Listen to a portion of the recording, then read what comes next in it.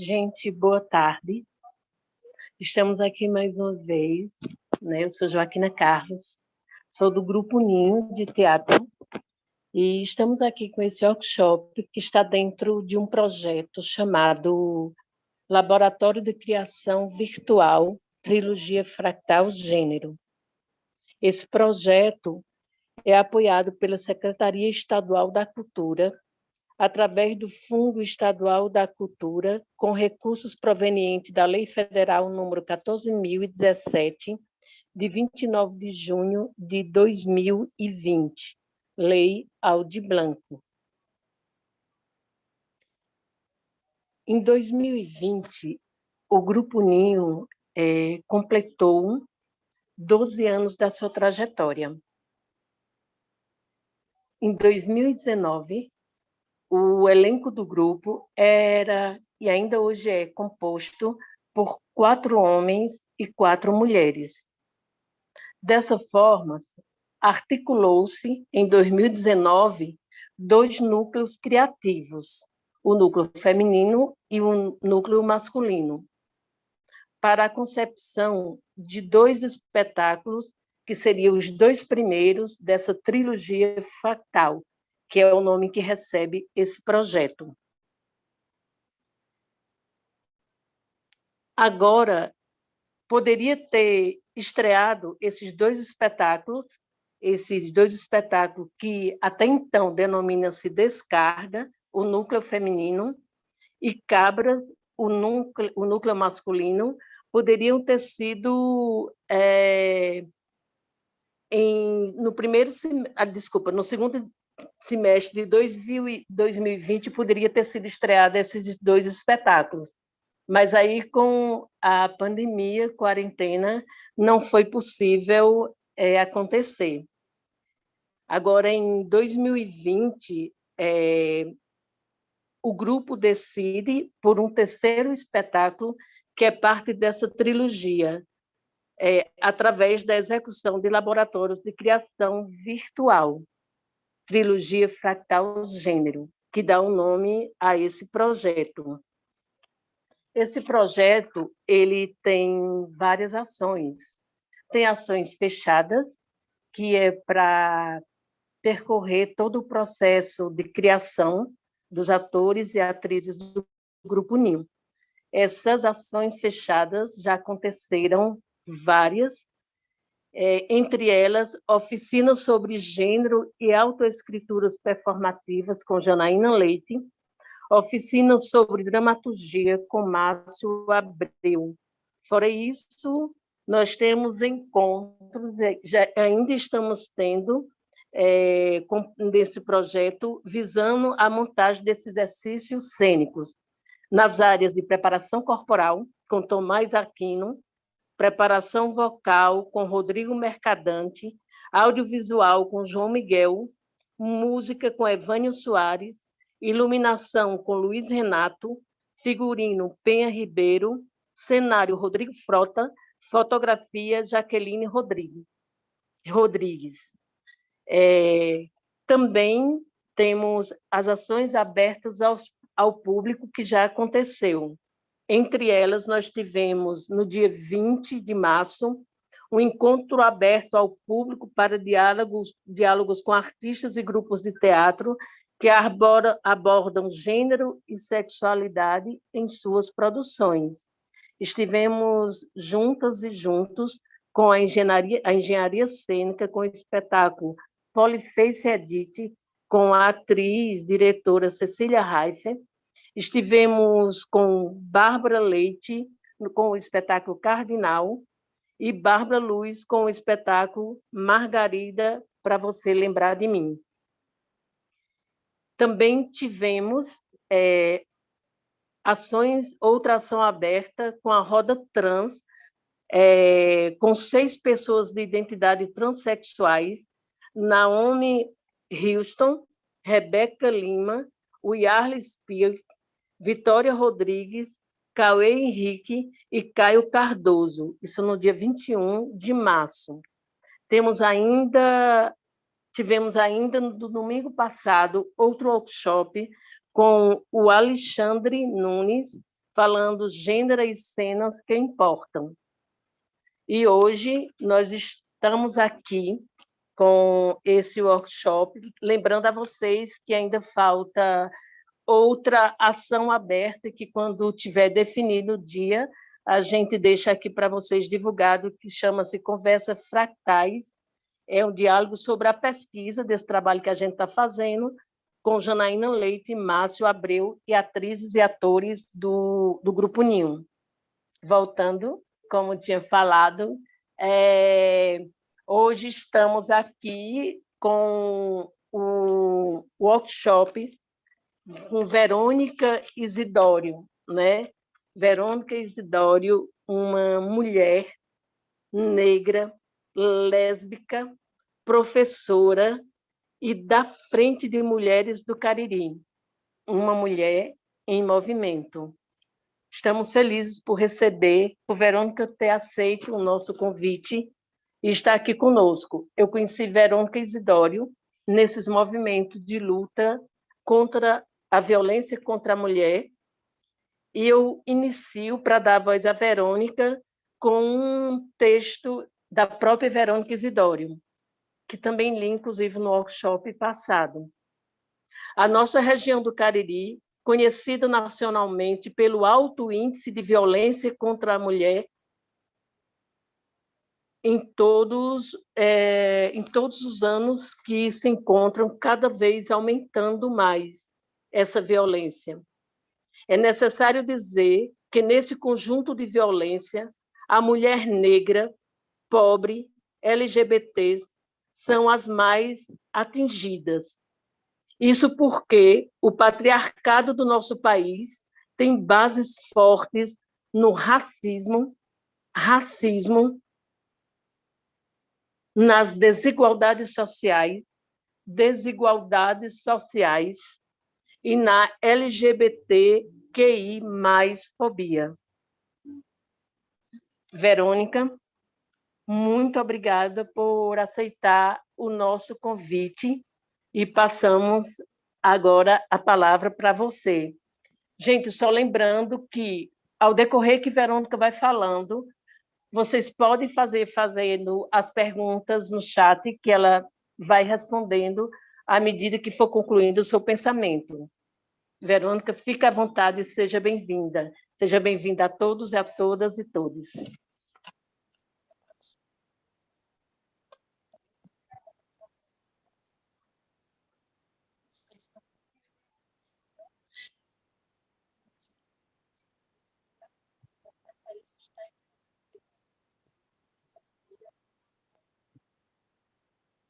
Nós não estamos escutando tudo direitinho, Vera. Vê aí o que é que está acontecendo. Seria...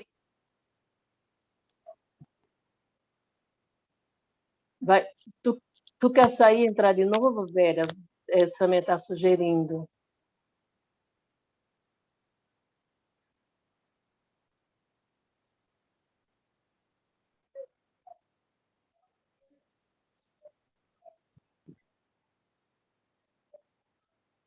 Enquanto Verônica se organiza, lembramos que estamos nesse workshop, né?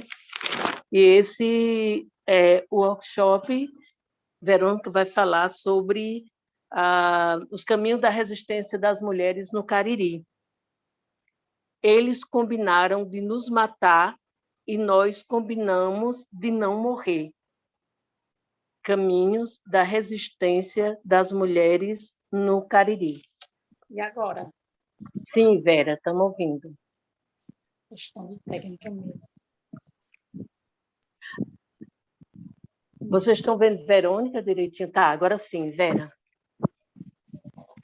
Seja bem-vinda mais uma vez. Ei, Jaque, obrigada pela Maria, apresentação. obrigada a você.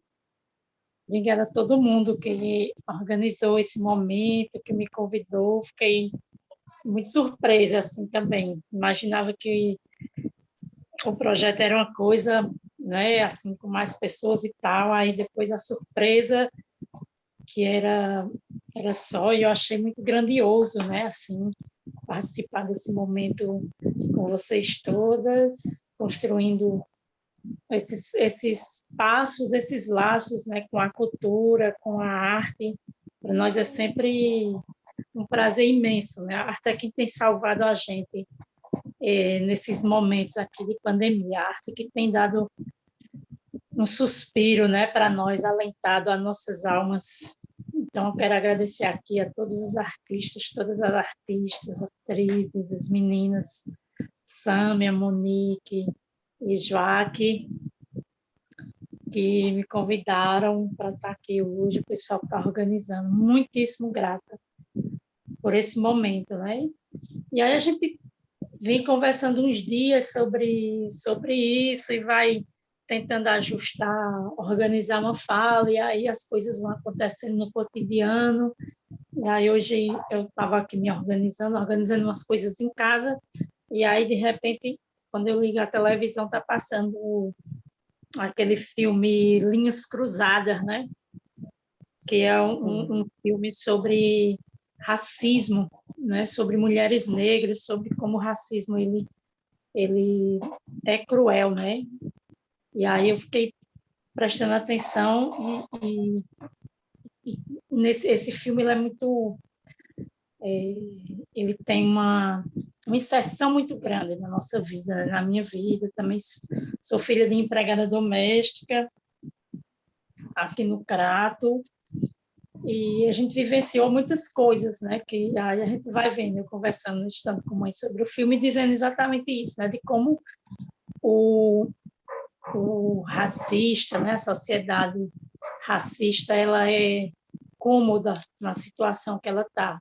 Né? Passar tantos anos e a gente ainda vivencia aquelas mesmas experiências cruéis daquela época, né? E aí a gente que vai tentando remodelar e resistir, e o racismo tentando se segurar aí de toda forma para que a gente não consiga avançar nessa coisa dos direitos, né? Então, eu sou uma mulher negra, uma mulher lésbica. No LGBT eu sou L, e o L é de livre, né? É de livre. E sou pobre, moro longe, sou professora do ensino básico aqui na região do Cariri, né? Eu dou aula no Moreira de Souza, em Juazeiro do Norte, e sou do movimento, né? Sou do movimento de mulheres, por isso que eu coloquei que sou uma mulher em movimento. Acho que a gente vai se construindo isso a cada dia. E a experiência que a gente vai conversando hoje, né, que é uma experiência também vivida por muitas mulheres que são do movimento, que não são do movimento. Então, à medida que as pessoas quiserem perguntar, fazer algum comentário, já que quiser ir jogando aqui no meio, é super tranquilo, né? Acho que a gente vai dando conta dessa conversa como se fosse realmente uma roda de conversa, né? Porque foi assim que a gente foi aprendendo, né, a fazer as nossas falas, né, respeitando o momento da fala da pessoa na hora que ela quer falar. Então, é importante para nós que, no momento que as pessoas quiserem falar, a gente pare para ouvir, sim. Conseguindo responder, a gente responde. Se for o caso, não conseguindo, a gente passa para frente, responde depois. E aí, assim, a minha luta, na verdade, ela vai começando quando eu vou me compreendendo dentro dessa coisa que a gente se apresentou agora, né? Por ser uma mulher, por ser uma mulher negra, por ser uma mulher pobre, por ser uma mulher lésbica, então, uma mulher trabalhadora hoje. Então, essa luta ela vai se organizando a partir desse corpo aqui, né? É dessa pessoa que está falando que esse corpo, que essa luta vai se organizando, né? E aí ela vai tomando uma dimensão coletiva na sequência, mas o primeiro momento era uma libertação individual, mas aí não existe essa libertação individual quando nós estamos falando de mulheres negras, de mulheres LGBT, né? Ou é com todo mundo, ou é coletivo, ou não é com ninguém, né? Então, a gente tem muito isso na nossa fala, na nossa luta, né? Que é o sentido dessa luta, ele precisa ter um sentido coletivo, né? Ele precisa ser uma coisa de todas nós, de todos nós. É por isso que a gente insiste sempre nessa coisa do grupo, do movimento, enfim. E aí é quando a gente também vai se aproximando desse movimento, né? Quando em 2014 eu encontro, a gente tem um encontro com a Frente de Mulheres, eu me encontro com a Frente de Mulheres do Cariri.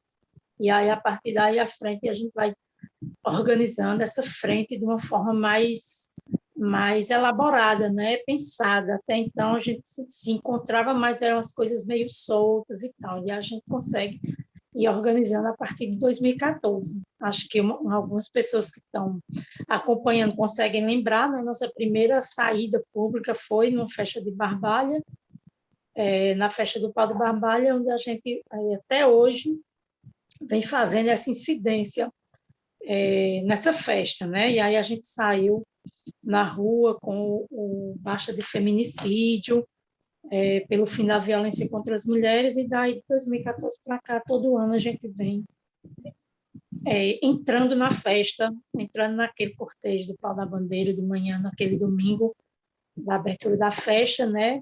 Para dizer que nós existimos e que nós estamos lá. Né? Sempre a revelia, né? A maioria, as pessoas não querem que a gente participe, né? Os organizadores da festa, toda vez é um fá da porra, mas dá certo. Por derradeira a gente entra e dá o recado, né? Como a gente sempre deu. E isso acontece pelas mãos e as cabeças e os corações e almas de muitas pessoas que colaboram, que estão junto nessa luta, que constroem essa luta, né? Então, essa luta não começa em mim, né? E também não vai parar em mim. Que bom que ela não começou em mim e que pena que ela não vai parar aqui, né?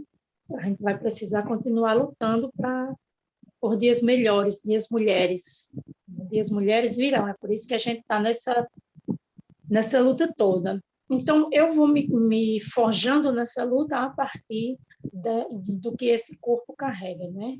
Por ser um corpo LGBT, por ser um corpo negro, por ser um corpo de mulher trabalhadora. Então, tudo isso são elementos que fazem com que a estrutura que está posta na sociedade brasileira, eu não consiga admitir, eu não fazer parte, né, eu como as outras pessoas como eu, não fazerem parte dessa construção de uma forma digna.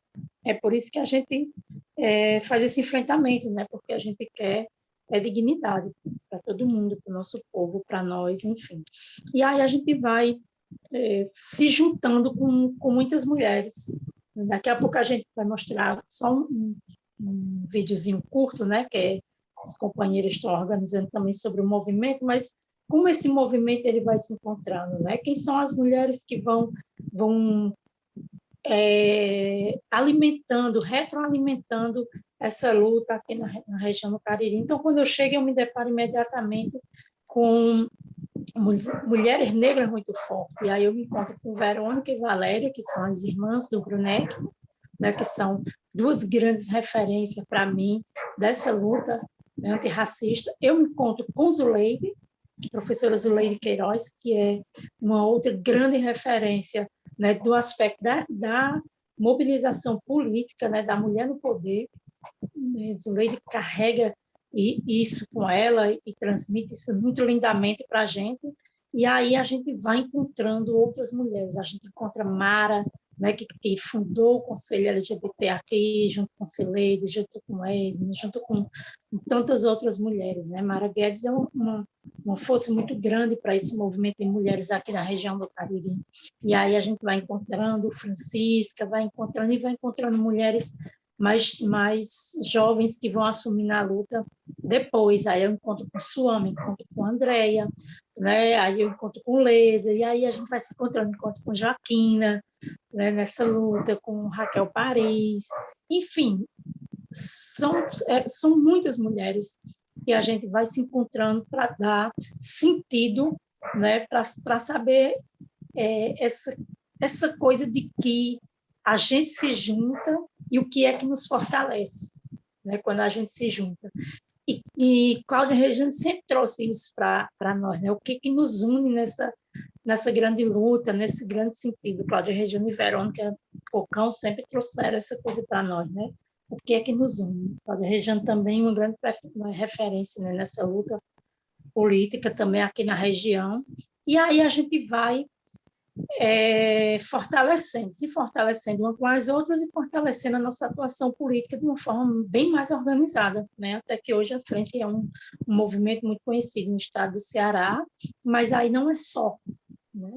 Não nasce só e não segue só, né? A gente segue aí com muitos outros coletivos e um dos principais que segue com a gente nessa luta é o GRUNEC, né? O Grupo de Valorização Negra do Cariri, que agora fez 20 anos, dia 21 de abril, né, essa semana, e aí a gente precisa parar aqui um pouco para reverenciar essa pessoa que é o GRUNEC, as pessoas que compõem, que fazem o GRUNEC, que trazem essa luta antirracista aqui para a região do Cariri e que nos acolhe, né, mulheres mais que chegam depois nos acolhem de uma forma tão bonita e tão agregadora. Então, parabéns ao GRUNEC, às mulheres e homens que fazem esse grupo muito, muito, muito importante e necessário para nossa região e para nós, enquanto pessoas, né, cidadãs, mulheres.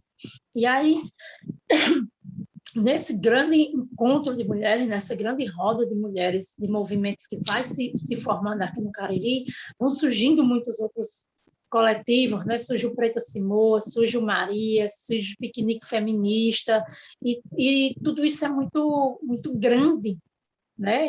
Tudo isso é muito maravilhoso, porque aí você vai conseguindo que o movimento ele vá andando de tal forma que consiga abarcar todas as lutas, né? Porque aí se torna um movimento muito diverso, né? De tal forma que ninguém vai ficar para trás.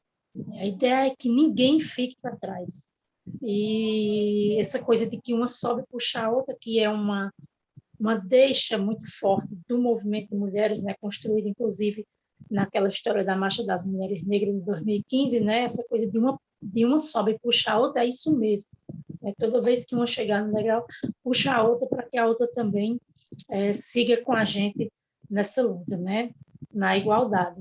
E aí, nesse grande caldeirão de se juntar, dessas mulheres que se encontram, nesse sentido de enfrentar a luta, de se fortalecer, de criar um espaço na região do Cariri, né, um território extremamente machista, racista, né, misógino, LGBTfóbico, e criar nesse espaço o nosso espaço de resistência e de levar a nossa luta, mas principalmente de visibilizar o que há de mais forte e mais bonito nessa história de sermos mulheres, né?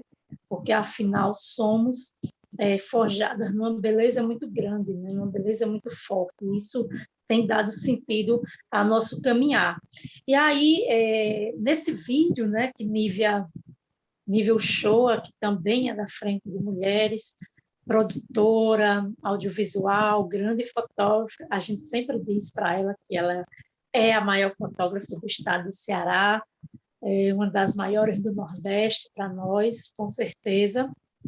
E Nívia está construindo um longa-metragem sobre essas mulheres, sobre um movimento, sobre essa luta, que está uma coisa muito linda, né? E a gente não podia deixar de trazer hoje um pouco do que é isso, né? Tanto pelo trabalho que Nívia com o coletivo está fazendo, né? E aí o coletivo com Pamela Queiroz, com Rodolfo, enfim, eu invento de dizer o nome e aí depois eu não me lembro, né? Aí de todo mundo, aí depois fica feio para mim, mas aí a galera vai precisar me perdoar, porque eu invento e aí depois eu não me lembro de todo mundo, né? Pessoal, desculpa, vai dar certo.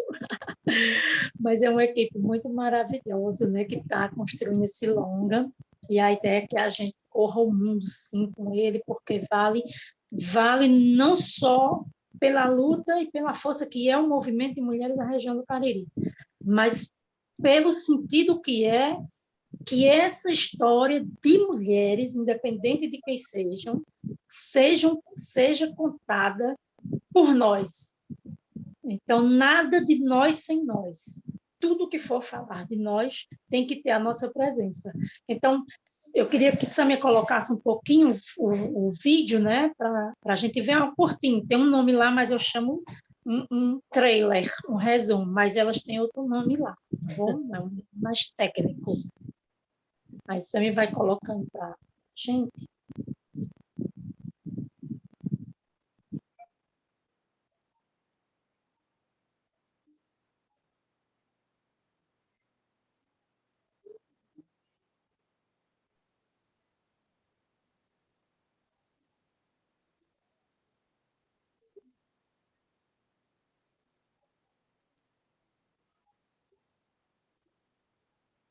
Jeane!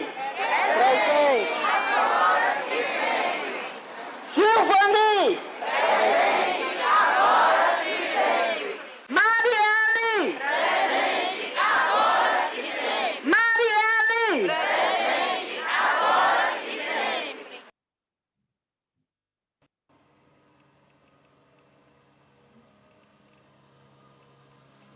O sol se pôs, mas amanhã há de nascer para mais um novo dia. Primeiro, para muitas de nós, para muitas mulheres, negras ou não negras, para muitas, é difícil dizer eu sou mulher. É complicado. Essa é uma questão que nós, mulheres, precisamos encarar, né? A rua é um sonho, sabe? É outra coisa, a gente tá na rua gritando contra isso, contra aquilo.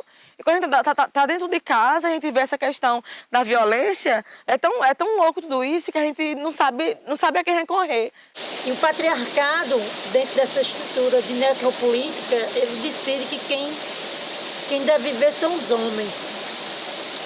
E que quem deve morrer somos nós, as mulheres. Ah, se eu pudesse te acalentar, e eu falo bem firme que é pra acreditar. Eu tenho direito à vida digna. E vida digna é ter trabalho, é ter moradia, é ter educação, né?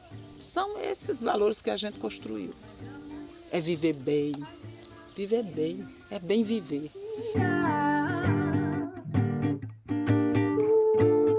O sol se pôs,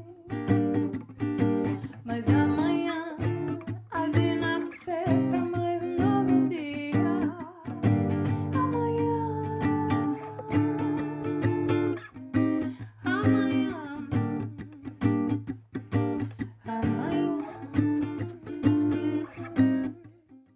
Ai, Nossa Senhora do Belo Amor, rogai por nós que recorremos a vós.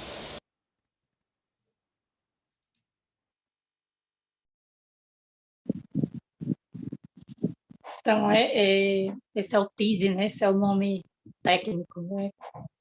do longa, né? O verbo ser, que Nívia e o pessoal tá organizando, né? E aí a gente tá ficando super lindo, né? E esse recorte, ele tem uma significação muito importante, né? Você iniciar isso, e o primeiro teaser que sai é com mulheres negras, né? Isso diz muito para nós.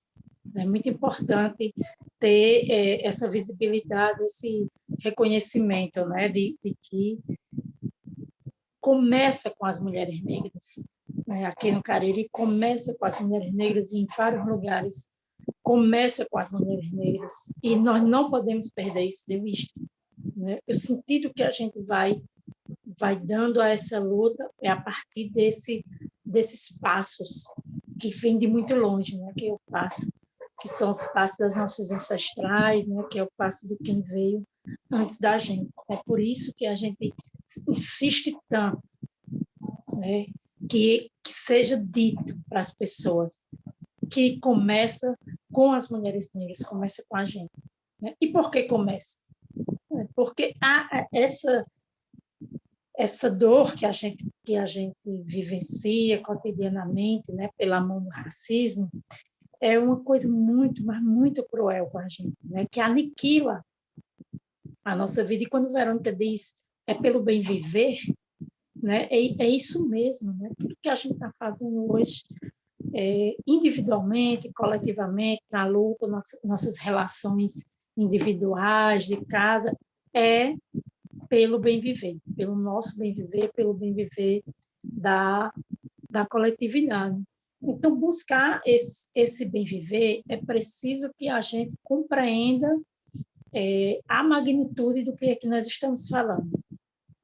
E aí, de novo, eu vou falar a partir desse corpo, que é o meu, que é o corpo de uma mulher negra, de LGBT, de uma mulher pobre, trabalhadora.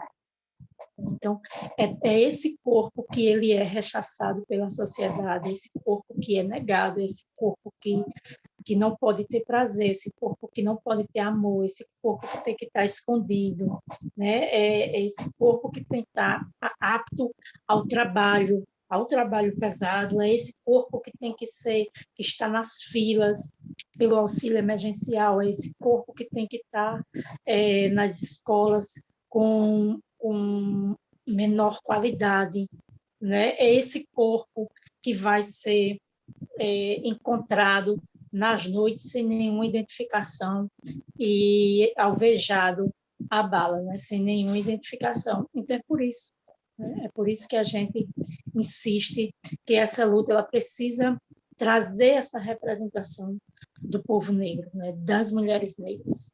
Verônica, falando nisso, você está dizendo essa representação de mulheres negras, a gente tem aqui do Terreiro das Pretas um comentário que ela fala o seguinte: oi, amiga, aponta aí para que todos saibam que algum segmento não está cumprindo sua tarefa e nesse momento pandêmico fica muito complicado.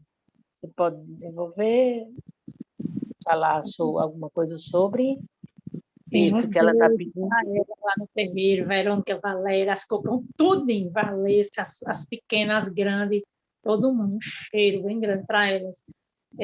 Então, essa coisa do bem viver, que elas tanto pregam, né, para a gente, que a gente vai trazendo para a nossa luta também, porque realmente é o que a gente quer, né? É essa garantia que ela está falando aí, que são as políticas públicas chegarem para quem realmente está precisando. E nesse momento pandêmico, o que a gente tem vivenciado aqui na região do Cariri, no Brasil como um todo, na região do Cariri, é um descaso muito grande da efetivação dessas políticas para o nosso povo. Né? Nós temos um projeto, né, coordenado por Valéria, que é de acolher os migrantes, né, a Casa dos Migrantes. E aí, dentro dessa perspectiva da migração, a gente passa por muitos desafios. E eles e elas também, né? O primeiro delas é a língua, né? A questão da comunicação com a gente e com as outras pessoas, né? E uma coisa que tem afetado agora na pandemia, absurdamente, é que o poder público não tem cumprido, né, o compromisso de acolher com dignidade essas famílias. Né? E aí a gente tem aluguel atrasado, a gente tem famílias passando fome, a gente tem criança doente, a gente perdeu uma mulher agora para o câncer, né? E foi muito dolorido para todo mundo passar por isso em plena pandemia, né? Porque não bastasse a pandemia, ainda vem uma sequência de coisas negativas que vão acontecendo e que vai judiando cada vez mais da gente, né? E vai acumulando na gente muitas dores, muito peso, e a gente vai carregando isso como que é uma obrigação, né? Infelizmente, a gente tem feito isso como que é também uma obrigação, mas, na verdade, a nossa luta é o que nós escolhemos também para viver. E aí a gente tem vivenciado muito isso, inclusive, foi um movimento negro, né, no Brasil, as mulheres. E primeiro disse que a pandemia não é igual, ela não atinge igualmente todo mundo. né? Porque aí quando começa a pandemia, aí todo mundo fica assim, mas a pandemia foi uma coisa que chegou então para igualar todo mundo. Todo mundo, ricos e pobres, homens e mulheres, estão sujeitos a pegar doença em qualquer país, norte e sul, no hemisfério, enfim. Né? A pandemia é uma coisa que chegou para dizer que nós somos todos iguais, muito pelo contrário. E aí quem faz o primeiro alerta sobre isso são as mulheres negras. A pandemia é o movimento negro. A pandemia não chega igual para todo mundo. Né? Ela não chega, sabe? Diga, conclua. Porque na pandemia se fez o levantamento que mais de 3 milhões de lares não têm água encanada. Então, a pandemia não vai chegar igual para as casas aqui do Grangeiro, no Crato, que tem água encanada e piscina, e da mesma forma que vai chegar para essas pessoas que sequer têm água para lavar as mãos e manter minimamente a condição de cuidado que a OMS tem pregado para o mundo todo, né? Que é a questão da higiene. Então, a pandemia não vai chegar igual para todo mundo. A pandemia não chega igual para todo mundo quando nós mesmos, desde o início dela, tivemos que sair das nossas casas para fazer campanhas de arrecadação de alimento e higiene pessoal para distribuir para as famílias que não têm acesso. Então, a pandemia não vai chegar da mesma forma nas casas ricas desse país, onde você, pelo iFood, você pede sua feira, sua janta, sua merenda, e famílias que não têm nem condição de comprar um quilo de arroz e em casa e ter que sair em busca disso, pedindo num canto no outro. Então, a pandemia não vai atingir da mesma forma o povo brasileiro. Eu sinto muito quem estava pensando isso, pode tirar seu cavalinho da chuva e vá você para a chuva se molhar, porque a pandemia não atinge nós da mesma forma que atinge o povo rico, o povo branco desse país. Mas diga que depois eu vou... E lembrando a própria dificuldade que tem nesse momento de denúncia, né, Verônica? De denúncia da violência dentro de casa, que dificulta muito mais agora em quarentena, pandemia, né? Que não está tão fácil diante mais necessariamente um pouco atrás, né, de falta de ônibus, comércio fechado, enfim, muitas coisas que contribuem para dificultar, né, essa ida até a delegacia para fazer denúncia, né? Para além disso. Verônica, tem outras perguntas aqui, posso continuar? Vá jogando, que dá certo. Tâmia Ramari, ela pede para você, né? Verônica, gostaria que você falasse um pouco sobre o silenciamento que nós, mulheres negras, sofremos.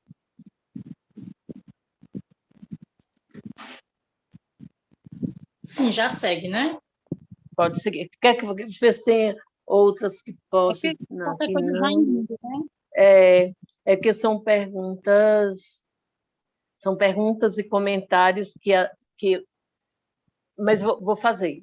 Então, essa foi da Sâmia e a Monique Cardoso. Qual a importância de órgãos de proteção às mulheres e das políticas públicas para enfrentamento das violências? De que forma o Estado deve atuar? A gente fica com essas duas, Verônicas. Depois a gente faz mais as outras. Pronto. Então, eu vou seguindo e vou respondendo. Obrigada, meninas. Sâmia, Monique, beijo. Obrigada. Nessa questão, então, que Joaquina já comentou um pouco, né? A gente viu a violência contra as mulheres crescer exorbitantemente, né? No estado do Ceará, em 220%, mas, infelizmente, não são os dados oficiais, né? Porque, para os dados oficiais, na verdade, a violência contra a mulher não aumentou durante a pandemia, né? Mas para nós aumentou, porque quem ficou recebendo ligação, WhatsApp e sendo interpelada na rua quando saía sobre violência contra a mulher fomos nós, né? Fui eu, foi Mara, foi Verônica, foi Valéria, foi Zuleide, foi Vaneide. Então, nós recebemos muitas denúncias de violência contra as mulheres e contra criança e adolescente, né? Violência sexual contra criança e adolescente. Afinal, tem um dado da Segurança Pública do Brasil, né? Que diz que 80% da violência sexual contra criança e adolescente ela ocorre no âmbito da casa, né? No âmbito das relações de família, né? E aí são os pais, os avós, os tios, primos, irmãos, os vizinhos próximos, amigos dos pais que frequentam a casa, e a maioria realmente são homens, né, que praticam violência contra criança e adolescente. E isso aumentou muito na pandemia, mas infelizmente não é o dado oficial. Porque eu estou dizendo isso porque eu já vou emendando com a questão que Monique coloca, né, sobre os órgãos, a responsabilização do Estado, né, e a questão das políticas públicas. Então, nós tivemos um aumento muito grande da violência contra as mulheres no período da pandemia, né? Isso se deu porque as mulheres tiveram que ficar mais sujeitadas à presença dos agressores no período da pandemia, né? Como já que a principal medida orientada pelos órgãos oficiais de saúde mundial era o isolamento social dentro de casa, né, para as pessoas ficarem dentro de casa. Então, isso é muito óbvio, muito óbvio constatar isso, né? É muito óbvio constatar isso. É só olhar e dizer, se o homem é agressor, ele já batia na mulher, e ele está dentro de casa agora mais tempo com ela, então, obviamente, né, é uma coisa de 2 mais 2, 4, pronto, não tem mais para onde correr. E a gente está vendo essa violência crescer. E viu um impasse muito grande, né? E aí, Monique, eu já vou respondendo junto com isso, tá bom? A gente viu um impasse muito grande lá no início da pandemia, quando o governo do Estado e os governos municipais não estruturaram os canais de denúncia para as mulheres realizar as denúncias com segurança no período da pandemia. Foi quando, em abril, né, logo no início da pandemia, a pandemia chega aqui em março, né, dia 18 parou tudo, em março do ano passado, então, em abril, a gente chamou uma reunião com a Defensoria Pública, o Governo do Estado, a Secretaria Especial de Mulheres, os movimentos aqui, o Conselho da Mulher do Crato, enfim, e outros movimentos do Estado do Ceará, como o Fórum Cearense de Mulheres, a Inegra, né, para a gente conversar exatamente sobre isso, né, sobre o papel do Estado nesse enfrentamento à violência doméstica, em especial, né, mas as violências contra as mulheres, no período de pandemia. Foi quando a gente exigiu que o governo do Estado criasse um canal de denúncia seguro para a mulher, e rápido e eficiente, né? Não é que ela conseguisse dar conta de fazer essa denúncia, mas que ela continuasse viva, né? Ela e suas crias. E a gente fez essa provocação com o Estado, fez a denúncia, fez a provocação, solicitou, e aí eles deram uma melhorada e tudo, mas, de toda forma, não chega em todos os lugares do Estado do Ceará, porque nem todo lugar tem Delegacia da Mulher, né? Aqui no interior do estado só tem Crato e Juazeiro. A de Sobral, a de Iguatu não estava funcionando como Delegacia da Mulher, né? Mas estava funcionando como da criança e do adolescente. Tem em Sobral e tem em Fortaleza, né? Em alguma região metropolitana também ali, em algum município da região metropolitana de Fortaleza.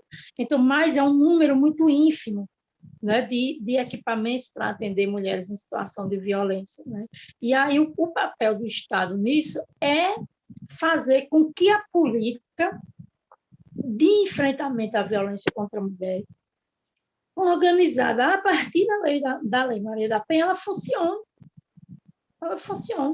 Mas já não funcionava, né? Não é de hoje, não é da pandemia para cá, na verdade, né? Uma coisa que a gente sempre cobrava, por exemplo, a coisa que é mínima e relativamente muito fácil de fazer, que é organizar os dados sobre a violência contra as mulheres. E aí você tem os órgãos de saúde, né, onde a mulher vai ser atendida e tudo, eles têm a obrigação de, ao detectar a violência doméstica, né, a violência contra aquela mulher, eles preencherem lá a ficha, né? Essa ficha ela é uma ficha compulsória, quer dizer, ela não precisa da autorização da mulher para ser preenchida, né? A pessoa constatou que a mulher sofreu violência doméstica, violência, enfim, de algum companheiro, de algum homem, ele tem a obrigação de fazer essa notificação, né? Isso é uma forma da gente coletar mais dados sobre a violência contra a mulher. E uma outra coisa, Sâmia, Rapidinho, já. Uma Tá. outra coisa, Sâmia, com relação a esse silenciamento, né, esse silenciamento ele aparece de várias formas. Né? Por exemplo, eu estou falando por que eu estou trazendo agora? Porque eu estou falando de coleta de dados. Né? Por que é tão importante a gente ter dados? Por que a gente luta tanto por dados e dados fiéis, né, à nossa realidade? Porque é a partir dos dados que a gente vai conseguindo qualificar as políticas públicas, entendeu? E o que é qualificar as políticas públicas? Por exemplo, quando elas fazem essa coleta de dados, é mulher, a idade, local onde mora, tem filho, não tem. Aí pronto, acabou. Essa foi a informação que eles pegaram. Não pegou se a mulher é negra, não sabe se ela é LGBT, não sabe, não registra se ela é trans, se não é, né, se for o caso. Então, os dados eles vão escondendo a realidade. Ao esconder a realidade, a gente não consegue fazer uma inserção nessa política de uma forma mais qualificada. Né?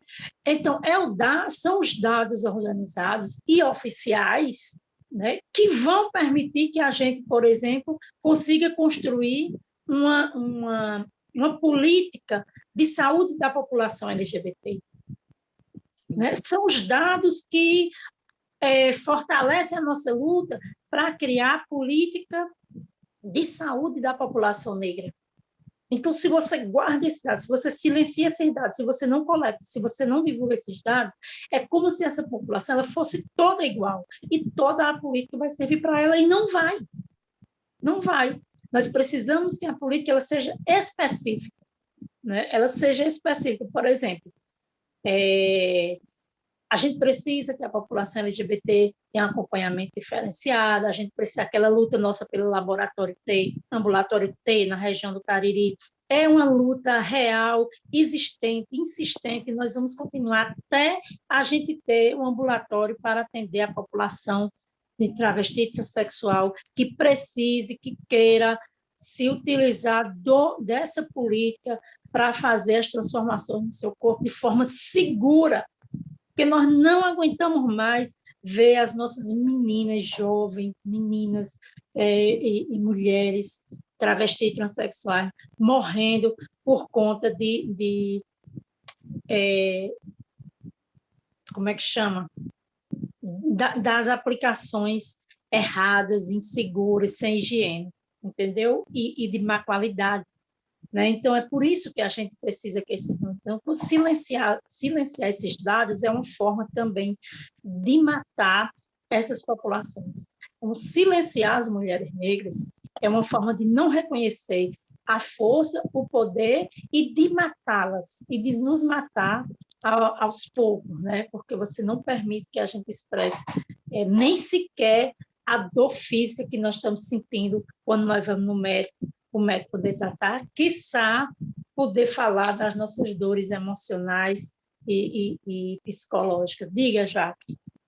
Não, ia fazer um comentário que tu estava lá falando sobre as políticas públicas, né? De uma pergunta que Monique tinha feito, mas que já foi necessariamente respondida, né? Quais seriam essas ações mais importantes a serem fomentadas por políticas públicas? Mas aí tu já trouxe na sua fala bastante, né, questões que respondem a essa pergunta. Queria só te dizer aqui, Verônica, nos comentários que tem ainda do terreiro também, do Terreiro das Pretas, agradecendo a presença, acredito que não tem aqui, mas de Verônica, né, de Valéria, representantes aí desse terreiro lindo, que ela dizendo que a casa do migrante do Crato está fechada por total falta de apoio. E se couber falar da possível abertura das escolas sem vacina, colocando em risco, aproveitando a fala que a gente teve da pandemia, de tudo que acontece diante dessa pandemia e quarentena, né, que coloca em risco os profissionais da educação, né, que não tem vacina urgente para esse grupo necessariamente e que querem que abra as escolas, né? Acredito que é isso de que as pretas está falando aqui. Enfim. Certeza, eu tinha até separado isso para falar também. Eu falo já. E aí, diga, já. Gláucia diz, é só para a gente concluir essas primeiras que contemplam, né, essas colocações aqui. Gláucia Barros diz que nosso dia amanhece e continuamos e a guerra não acabou. Não acaba. Agradecemos a Gláucia, a sua participação também, Verônica, Valéria, bora lá. Bom, que bom que essas pessoas estão aí com a gente, né, que vai fortalecendo mais, respaldando a nossa fala, né? A gente vem só para cá, mas é importante saber que as companheiras estão do outro lado acompanhando, né? Maravilhoso, sempre maravilhoso. Pois eu vou aproveitar ainda dizer uma coisa que Maria Guedes disse aqui, Mara Guedes, né?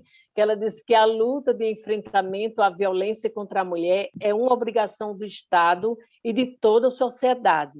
E ainda do Terreiro das Freitas, manutenção do racismo estrutural e institucional. Pronto, Vera, fica à vontade, vamos dar uma fechada. Pronto, beleza. Então, assim, silêncio, quando eu vou só concluir nessa coisa do silenciamento, porque eu já emendo nessa questão. Então, esse silenciamento é uma prática muito bem elaborada e comum, né, para as mulheres, em especial para as mulheres negras, né, silenciar, não permitir que a gente fale por nós mesmas, né, porque as pessoas têm medo de nos ouvir, medo de ouvir nossas verdades e nossas dores, né, as pessoas provocam as dores na gente, mas elas têm medo de a gente falar sobre elas, a gente não pode falar sobre elas porque vai machucar. E aí essa história do filme Palavras Cruzadas era exatamente nessa questão, quando a moça resolve escrever lá sobre essas histórias, e aí o companheiro dela, o namorado dela, acha ruim, porque ela está mexendo na podridão da branquitude, né, daquele lugar. E aí ele diz: você é muito egoísta, você só pensa em você, né? Então, em momento nenhum, porque é negar essa existência da população preta, né? Em momento nenhum há a intenção de reverenciar essas populações pretas no mundo e nesse país, né, no Brasil em especial, como nós merecemos, como nós queremos, né? E aí, então, negar essa existência e escolher, né, uma sociedade, um grupo que precisa se sobressair, é muito mais fácil. Então, tudo que a gente disser o contrário disso, a gente é bruto, é agressivo, é não sei o quê, só quer ser. Foi assim com o João do Big Brother, que saiu essa semana, né? Foi assim. Então, o João estava muito bem, obrigada. Para que ele foi falar sobre racismo, né, publicamente, apontar, botar o dedo dentro da ferida do racista, né? Então, foi isso que João fez. Então, na primeira oportunidade que o Brasil quis eliminar, silenciar João, aí o Brasil fez, né? E vai fazer sempre, né? E nós vamos sempre, é por isso que nós vamos resistir sempre, né? Porque nós não, como disse Marielle muito bem naquele plenário, né? Não seremos interrompidas, não aceitaremos o interrompimento, muito menos do homem branco, né? Não aceitaremos. É por isso que a gente está aqui usando esse espaço, né, para falar, para conversar, para dizer, para as pessoas entenderem que nós não vamos ser interrompidas. Nenhuma de nós vai ficar para trás, porque sempre que a gente subir, a gente vai puxando a outra, né? E aí essa coisa da política do migrante, né, está dentro exatamente dessa coisa que Valéria, Verônica colocaram aí, né? Acho que foi Valéria. Colocou aí que é como o racismo estrutural ele impera, né? Ele organiza a sociedade. E aí, quando a gente olha para isso, né, onde é que a gente consegue perceber o racismo estrutural? Né? E a gente vai dar os exemplos bem simples, né, para todo mundo compreender, para depois não dizer que a gente deu exemplo difícil e eu não consegui entender naquele momento. Então, a gente vai dar um exemplo bem simples para todo mundo entender. É só você olhar ao seu redor, quantos médicos brancos você já foi atendido, quantos advogados brancos você já conhece, E aí, prestar atenção quantos pretos tem. É você olhar os cursos de medicina e olhar lá, contar quantos pretos tem naqueles bancos fazendo medicina ou fazendo direito. Né? É você olhar para as reitorias das universidades, inclusive as nossas, né, a UF e a UFCA, e quantos reitores negros nós tivemos, quantas reitoras, né, negras nós tivemos. Então, isso é um racismo estrutural. Né? Ele afasta a gente da possibilidade de uma existência pública, minimamente, né? Pública, está nesses espaços. Só que aí ele vai muito mais além, né? Ele é muito mais profundo. Né? Ele joga a gente para a periferia, ele tira a gente das condições de saúde, ele lança a gente nas piores escolas, ele dá para nós a pior educação. Né? Então, o racismo estrutural, ele tem a capacidade de fazer isso de uma forma que as pessoas acham que não é. Ele que encarcera a gente dentro do sistema prisional. Né? Por isso que a gente precisa rediscutir o Código Penal brasileiro a partir de uma estratégia que algumas pessoas chamam de abolicionismo penal, né? Que é pensar aí por que é que a maioria das pessoas que estão no sistema prisional, 92%, são pessoas negras. Né? Então, o racismo estrutural nesse país é isso. Né? Então, a gente tanto vai conseguir explicar, mas a gente consegue muito bem visualizar o que é que ele faz com a gente. É por isso que a gente gosta de dar esses exemplos, que aí todo mundo fica compreendendo melhor, né, o que é que o racismo estrutural faz na vida da gente. E aí, essa coisa de, quando Mara diz que a violência contra a mulher ela é um papel do Estado, né? Uma obrigação do Estado articular essa política, mas ela é uma responsabilidade de toda a população, né? A gente precisa imediatamente perpassar pelo aspecto da educação. Né? E aí, essa semana, né, agora, quarta e quinta-feira, a gente teve a aula inaugural sobre a Lei Maria da Penha nas escolas do Crato, né? Que foi uma lei que a gente conseguiu aprovar em 2019, né? Começou em 2018, terminou em 2019, e agora é a hora de botar em prática, né? Que é isso que a gente quer ver, embora a gente tenha muita ressalva sobre se isso realmente vai acontecer, né? Ou vai ficar como a Lei 10.639, que é o ensino afro-brasileiro indígena nas escolas, né? E que até hoje a gente faz essa luta, briga todo dia, briga na rádio, na televisão, briga nas escolas, briga na Secretaria de Educação para efetivar essa lei, briga na Câmara e, infelizmente, nada acontece.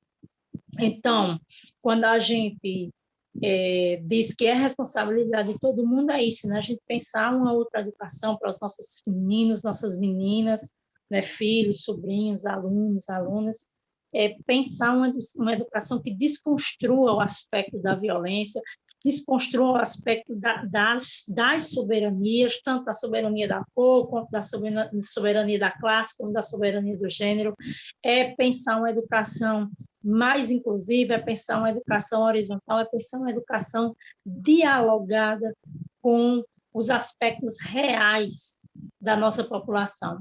Pensar que quem está lá no banco da escola é preto, é mulher, é LGBT também. Então, pensar essa educação incluindo isso. O Brasil ainda é o país que mais mata LGBT no mundo. Ainda é o recorde de evasão escolar da população LGBT, em especial a população T, que são as travestis e as transexuais. E dentro dessas duas categorias, as travestis são as mais impactadas pela evasão escolar. Né? E aí, toda vez que eu costumo dizer isso, né, quando as pessoas estão falando, porque toda travesti, todo transexual tem que se prostituir. E aí, antes da pessoa fazer essa pergunta, ela olhe para ela e pergunte quantas escolas ela foi expulsa só porque performa, só porque o corpo dela performa as características da travesti e da transexualidade. Pergunte de quantas vezes ela sequer levantou, teve coragem de se levantar para ir para a escola, mesmo em idade escolar, menor de idade. Quantas vezes ela não quis se levantar para ir para a escola, só para não sofrer as violências e violações no caminho de casa para a escola, na escola e da escola para casa. Então, é isso que tem tirado a população LGBT dos bancos das escolas desse país. E é por isso que a gente precisa lutar por uma educação que seja mais acolhedora, respeitosa e que contemple essa grande diversidade de seres humanos que existe nesse mundo. Diga, Joaquim. Minha gente, só explicar para vocês que essas interferências que eu estou fazendo, de vez em quando chamando o nome de Verônica, é que é um combinado entre nós. Ela vai falando e quando houver perguntas, ela diz que eu posso interferir de alguma forma para a gente se organizando para fazer a pergunta. Então, ainda falando nas questões da educação, tem outras perguntas aqui também, mas aí até lembrando a tua contribuição juntamente comigo, enquanto atriz e professora também de escolas públicas, da sua chegada até a escola e as escolas em que trabalho, contribuindo com todas as questões, inclusive de gêneros, que a gente discute nas escolas, quando sua participação, sua presença, sua fala é de grande importância e muito necessária naquele momento em que estamos com os jovens em escolas públicas, essencialmente, né?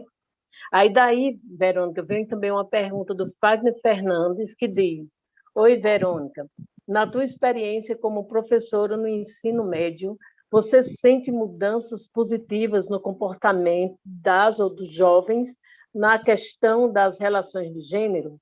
Esse debate tem chegado às escolas? Tem outra pergunta aqui que diverge necessariamente da educação, mas posso fazer se você quiser ou então faço depois. Deixa eu responder. É Fernandes? Tá. Wagner Fernandes. Então, Wagner Fernandes, obrigada. Na escola que eu trabalho, a gente tinha uma menina trans, né? Tem muitos LGBTs, tal, tinha uma menina trans na escola. E aí eu vou dizer um pouco como era, né, essa história, como tem sido em outras escolas também, que a gente termina acompanhando várias escolas, as pessoas geralmente chamam a gente lá e tal.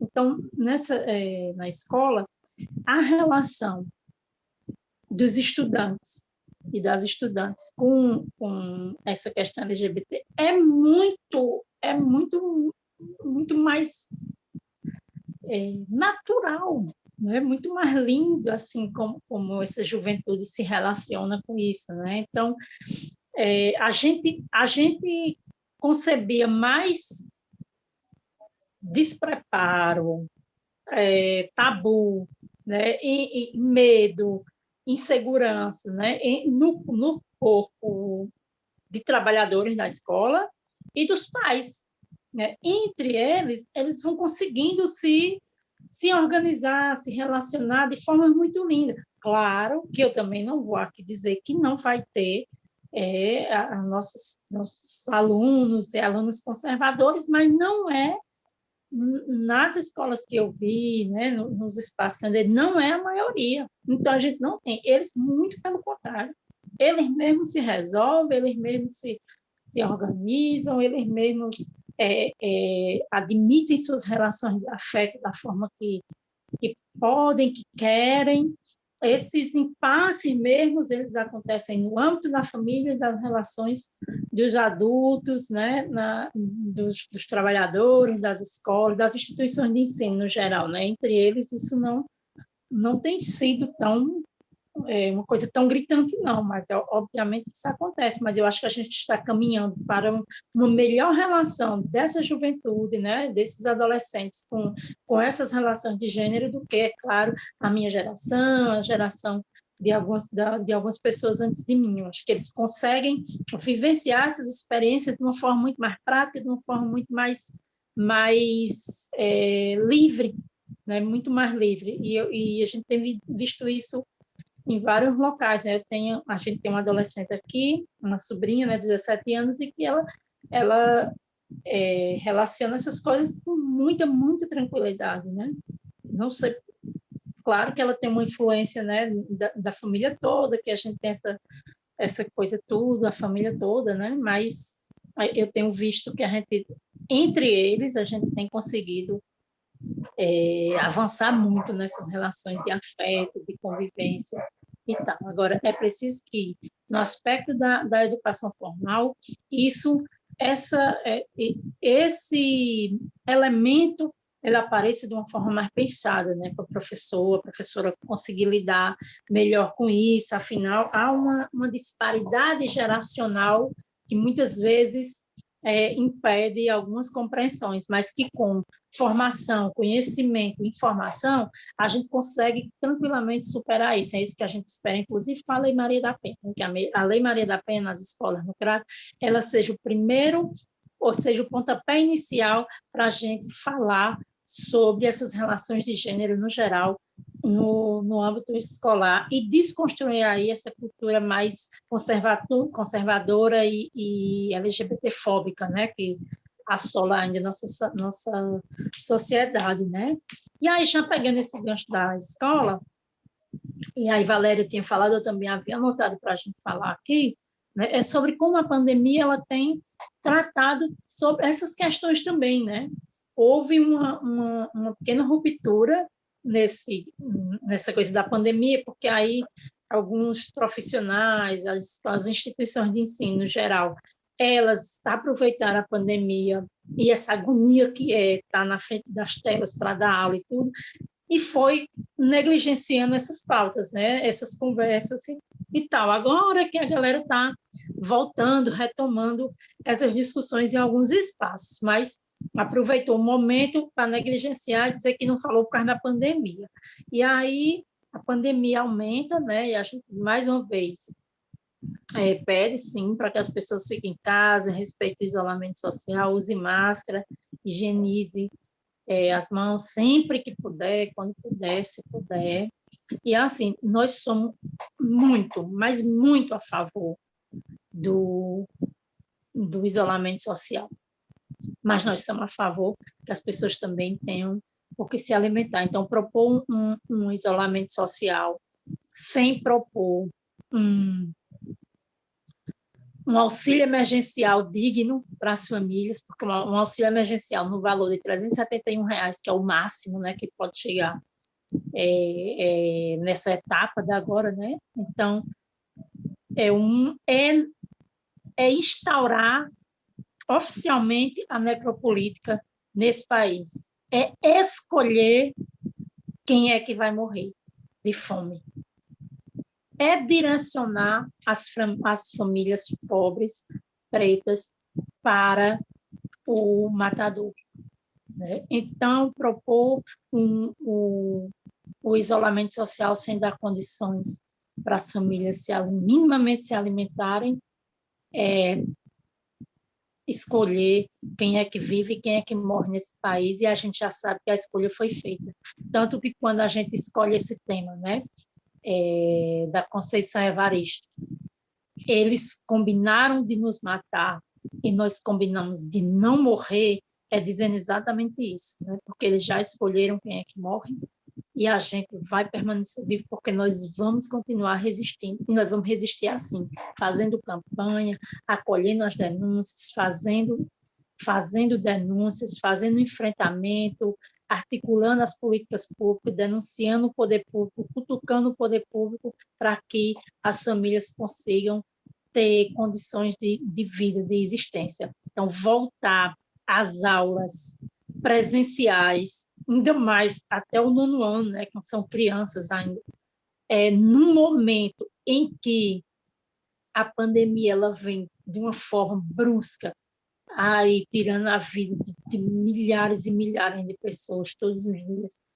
o retorno às aulas presencial é uma medida perigosa, inconsequente para as famílias mais empobrecidas desse país, né? Desse estado em especial, já que foi o governador do estado quem anunciou ontem o retorno das aulas presenciais. Somos contra esse retorno, não tem condição, né? As escolas não foram reformadas nesse período de pandemia todo.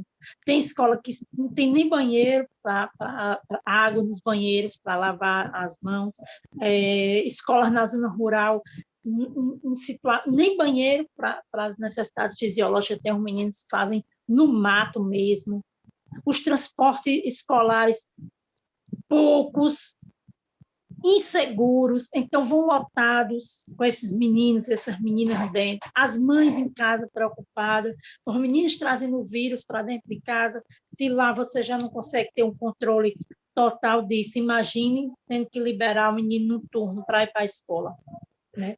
E aí é uma volta moderada, né? O que significa uma volta moderada? Vai em partes, né? Vai uma quantidade de aluno no horário, outra quantidade de aluno no outro, e aí cai por cima de nós de novo, né? Em vez da gente dar uma aula, a gente vai dar 3, 4 aulas da mesma coisa, porque a gente vai ter que dar as aulas para turmas diferenciadas. Então, de novo, sobrecarrega o trabalho do professor, além, é claro, da sujeição nossa ao vírus, né? E levar para casa. Eu moro com meu pai e minha mãe, ambos são idosos, e aí, né? A gente já não teve direito ao isolamento social quando a gente teve que se submeter a ficar fazendo as campanhas de arrecadação e tal, para poder dar conta aí de ajudar as famílias. E aí você imagina agora a gente ter que voltar num momento crítico como esse. Tisha, que é a outra coisa que tu ia dizer.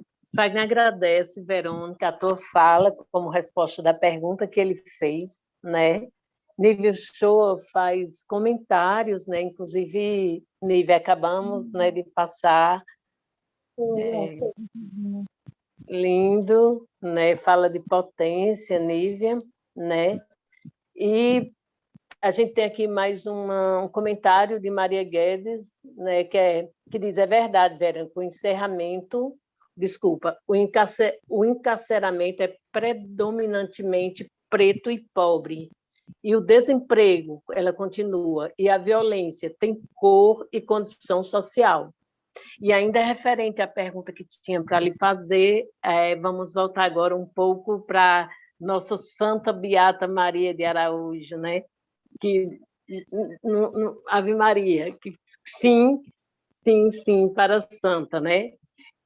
O Eligieldo Dantas faz a pergunta: Verônica, tendo em vista as lutas das mulheres negras no Cariri, o que é necessário também para que a população reconheça a história da Beata Maria de Araújo, que foi e é negada por ser mulher negra, pobre e analfabeta?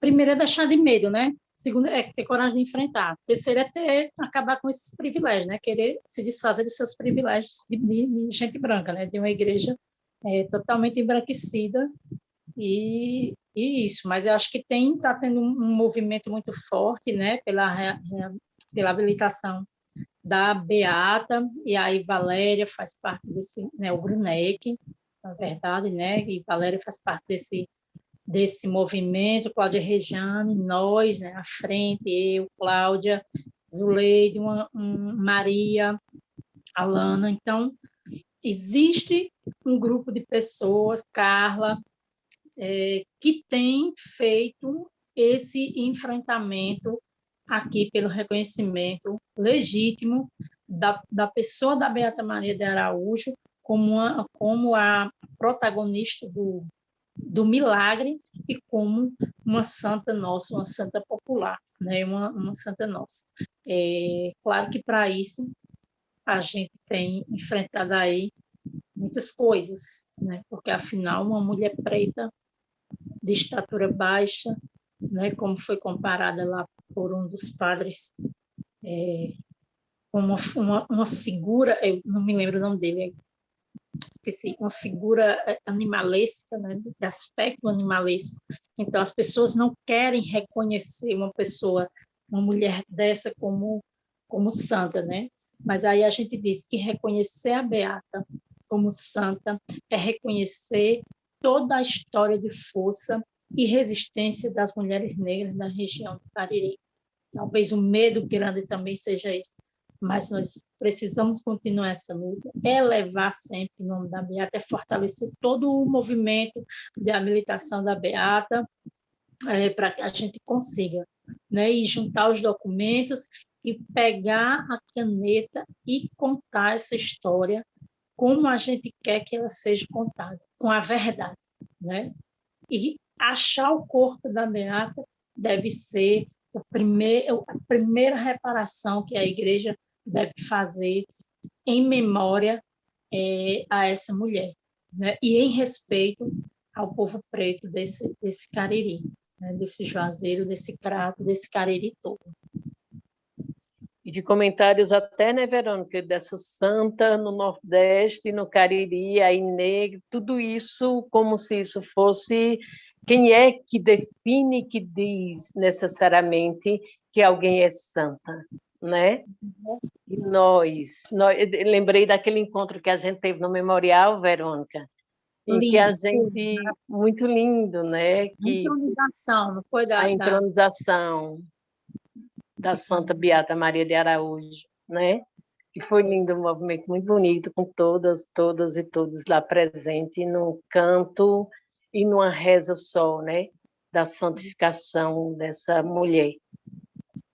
Vera... Porque como esse lugar da memória dessa mulher, né? É reconhecer um aspecto político muito importante, né, na igreja, né? Ter uma mulher preta santa, de ter uma mulher preta que é líder de um grande movimento. Então, é isso que emperra, né? As pessoas não querem abrir mão dos seus privilégios, né? É por isso que nós vamos tomar.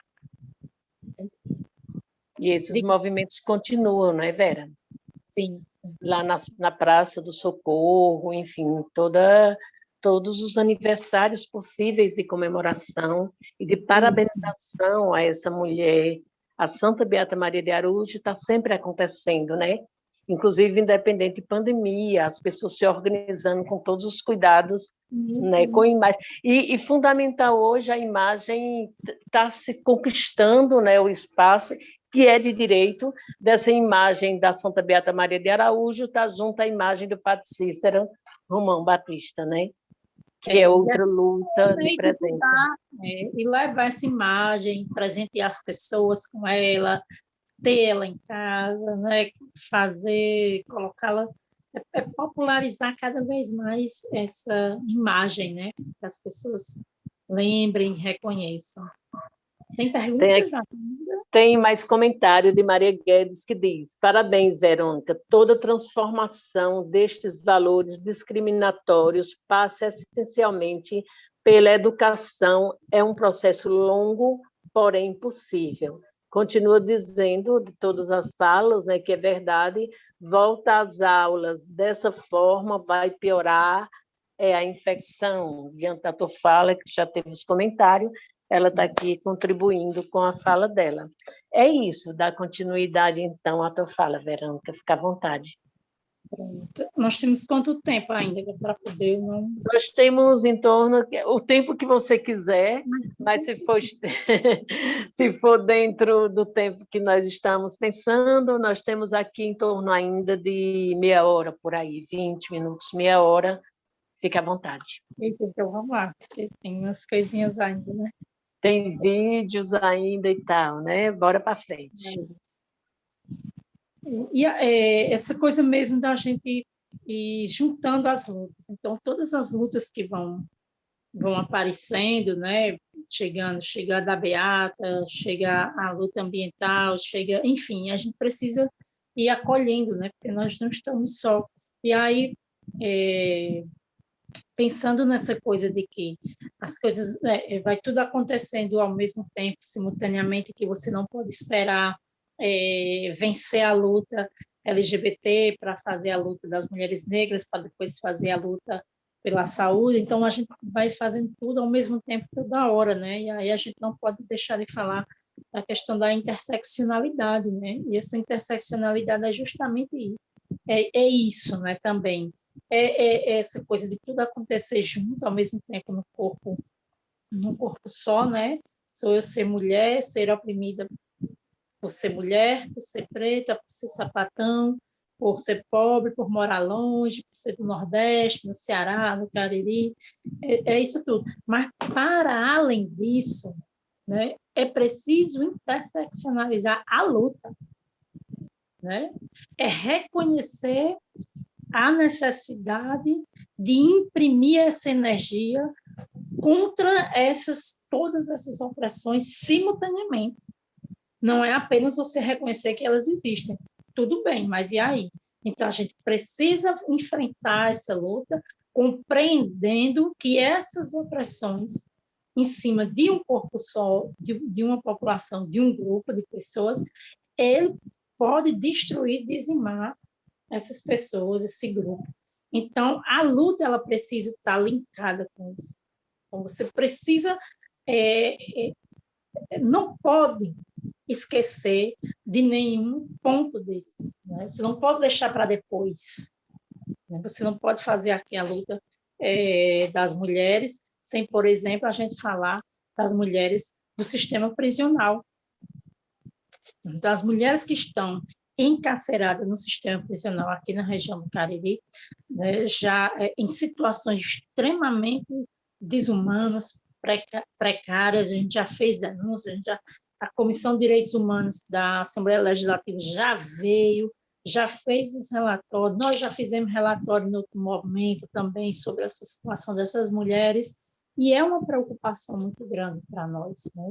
Por quê? Porque a maioria dessas mulheres que estão lá são mulheres negras, né, que por algum motivo ou por outro foram sujeitadas ao sistema carcerário, né? E aí a gente, quando uma pessoa ela é privada da sua liberdade, então o castigo dela já é esse, ser privada da liberdade. Então ela não precisa ficar sem comer, sem dormir, sem tomar banho, sem acesso à saúde, né, à justiça. Por que está lá? Porque o castigo é a privação da liberdade, é não poder andar na rua, é não poder sair. Esse já é o castigo. Né? Não poder trabalhar, não poder viver a sua vida normalmente. Então, é preciso que a gente repense essa coisa mesmo do encarceramento no Brasil. É o 5º país que mais encarcera no mundo, né? É o 5º país que mais encarcera no mundo. A população negra é a mais encarcerada pelos crimes menos perigosos, pelas coisas mais simples, inclusive, né? Muitas pessoas estão lá, não sabem nem o que é que está presa ainda. Né? Vai cumprindo, não tem nenhuma pena exata para se cumprir. Então, quando foi em 2016, que teve aí em 2016 até 2018, teve uma reestruturação do sistema prisional no estado do Ceará, o governador fechou muitos presídios, né? Acho que vocês lembram quando teve aquela história com as facções e eles colocaram fogo nos postos de gasolina e tal, era o governador fazendo essa reestruturação do sistema de segurança. O que é que aconteceu? Fechou muitos presídios no estado do Ceará e foi condensando alguns presídios desses em formato regional, e o nosso aqui do Cariri passou a ser um presídio regional. Então, nós tivemos um momento de ter mais de 300 mulheres no presídio, com a capacidade para ter 70, 100 no máximo. E aí, nesse momento, foi em 2018, 2019, a gente fez uma grande mobilização com algumas instituições, né, aqui no Cariri, com a OAB Mulher, do Crato, com o Escritório de Prática Forense da URCA, né, que é ligado ao curso de Direito, e com a Defensoria Pública, e aí o Conselho da Mulher e alguns movimentos foram organizando isso, para fazer um mutirão pelo desencarceramento. Né? E aí, nesse mutirão, a gente conseguiu aí que a OAB Mulher do Crato, a Defensoria Pública e o Prática Forense da URCA minimamente lesse os processos dessas mulheres, conseguisse organizar isso, e aí conseguiu a liberação de mais de 70 mulheres, né, que estavam em condições de serem, umas já haviam cumprido a pena, mesmo sem nem saber, né, foi quando o juiz determinou, já havia cumprido, outras em idade avançada que precisava ficar em prisão domiciliar, outras grávidas que também tinham que ter prisão domiciliar. Enfim, eram várias violações de direitos que sequer havia um entendimento, né, dentro do sistema sobre aquilo ali. Por isso que é uma violação. Então, o propósito disso foi trazer mais dignidade hoje. O presídio está com a capacidade mais adequada, né, da quantidade de pessoas adequada dentro do presídio, de mulheres, mas as condições ainda já tiveram problema com alimentação estragada. Então, hoje a gente continua fazendo aí arrecadação de alimentos, de produtos de higiene pessoal e limpeza, né, principalmente na pandemia, produtos de limpeza, para deixar no presídio, para que essas mulheres tenham condições, porque houve um tempo, minha gente, agora recente, que vocês podem não acreditar, mas as mulheres utilizavam miolo de pão quando estavam menstruadas, porque não tinha absorvente, nem paninho, porque não tem como lavar, enfim, uma situação terrível, né? E fora a questão da saúde, acesso à educação, algum tipo de formação, nada. E aí a ideia é que a gente consiga reabilitar uma biblioteca dentro do presídio, né? Atividades laborais, formação, curso, para quando elas saírem, inclusive, ter alguma perspectiva de arrumar emprego, né? Acho que alguém também falou de emprego aí, desemprego ultrapassa 17 milhões de pessoas, né, no país. Então, você pensar como essa pandemia ela atinge diferentemente, né? A população ela atinge mesmo uma pessoa que está desempregada no período de pandemia, é muito mais desesperador, é muito mais cruel para ela viver, né? E aí a gente tem um aumento da quantidade de suicídio, né? Depressão e doenças psicossomáticas, né? A partir dessas histórias. Então, a nossa situação está bem difícil, né? Então, reafirmando que somos a favor do isolamento social, mas somos a favor de que as pessoas tenham que comer em casa. Então, votamos pelo auxílio emergencial no valor de R$600, mínimo, né? 1.200 para as mães solo, né? Que criam seus filhos sozinhas, né? Essa tem sido a nossa luta, né? Inclusive no partido que eu componho, né? Que é o PSOL. E aí, gente, para irmos caminhando para o final, né? Já estamos, mas ainda tem umas coisinhas já, que é ir caminhando para o final. Só mostrar aqui, está falando, a Ana Tereza também deixa aqui comentário dela, Ana Tereza Duarte, fala que povo lindo, que sempre é um aprendizado ouvir você, Verônica. Também a Nívia Uchoa lembra que dia 23 de maio agora, né, será o aniversário de vida da Beata, né, da Santa Beata Maria de Araújo. Então, são esses comentários, realmente a gente vai se organizando, vai finalizando. Agora, a Verônica ainda tem muito aí o que fala para a gente, que ela acabou de dizer, né? Eu que estou inventando. Enfim, bora para frente, Vera. Acho que é isso, bora se organizando. A gente vai aprendendo muitas coisas, né, nessa fala, nessa vivência. A gente fala muitas coisas ruins, mas é importante que a gente termine, né, nossas falas com esperança, né, com encaminhamento, né, falar da resistência, né, falar sobre isso. Afinal, a segunda parte do tema é os caminhos da resistência das mulheres no Cariri.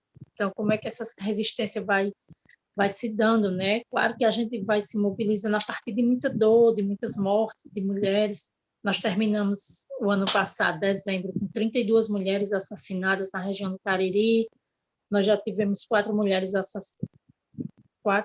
mulheres assassinadas esse ano, né? E muita violência, mas eu acho que a gente precisa ir concluindo essas falas com essa coisa mesmo da esperança, né? Do verbo esperançar, da esperança de que... Da esperança dessas sementes. E a gente vai construindo caminhos muito sólidos na luta e que esses caminhos têm dado muitos frutos, né? A Delegacia da Mulher, as políticas para mulheres são frutos dessa luta, essa Lei Maria da Penha nas escolas é fruto dessa luta, isso da gente estar aqui hoje, né, podendo falar, é fruto de tantas lutas, e acho que é importante que a gente, ao concluir nossas falas, elas tragam esse aspecto, tanto de encaminhativo, né, para que as pessoas pensem para frente o que fazer, mas também dessa coisa mesmo da esperança, né, em dias melhores, em dias mulheres virão.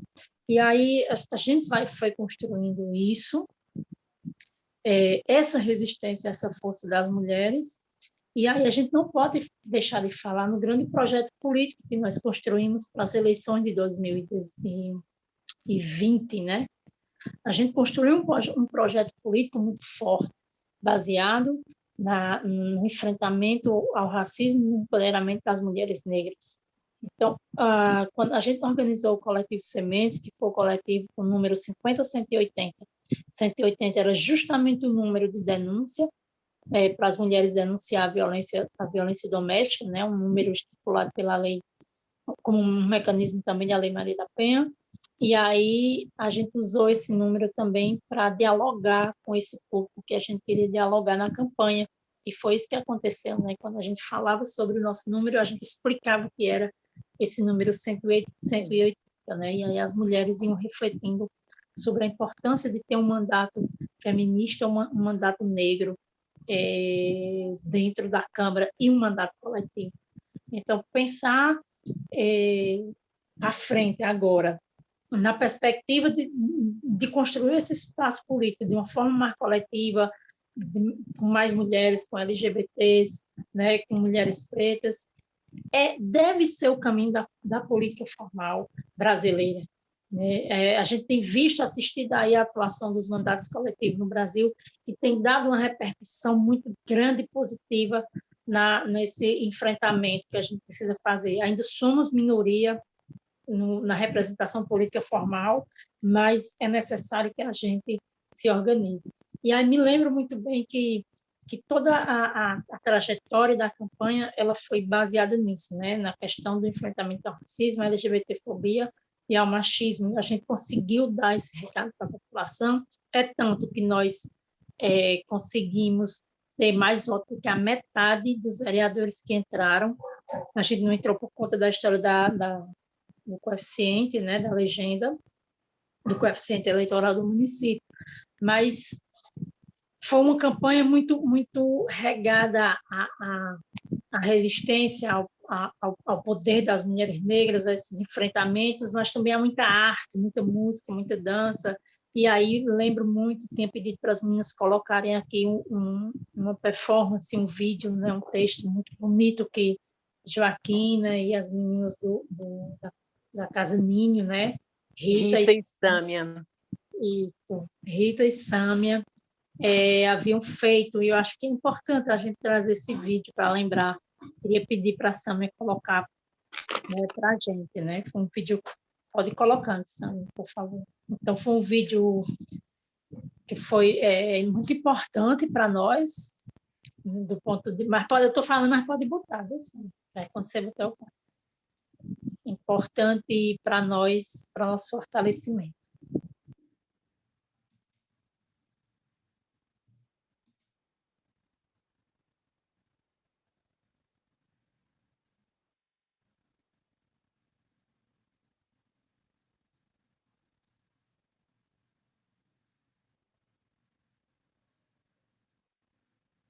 Nascedouro. Nascedouro. Nascedouro. Nascedouro. Nascedouro. Nascedouro. Nascedouro. Nascedouro. Abre-se uma cratera nesse vulcão de nome Crato. Abre-se uma cratera nesse vulcão de nome Crato. Cratera aberta. Cratera aberta. Cratera aberta. Que se engravida. Sementes fêmeas fecundam nesse habitat sagrado. Sementes fêmeas fecundam nesse habitat sagrado. fecundam nesse habitat sagrado. Sempre é a vez Sempre do sagrado é a feminino. vez do Sempre é a sagrado vez feminino. do sagrado feminino.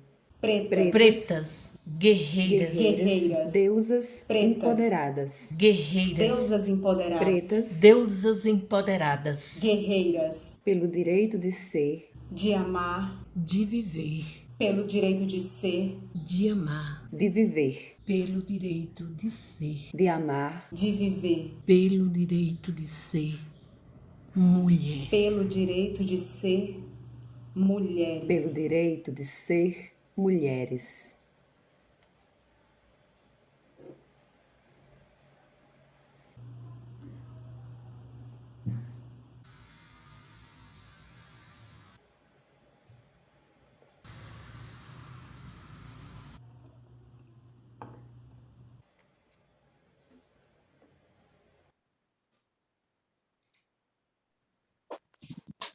Ai, Verônica, eu já fico toda emocionada, já vou começando logo a chorar, porque é muito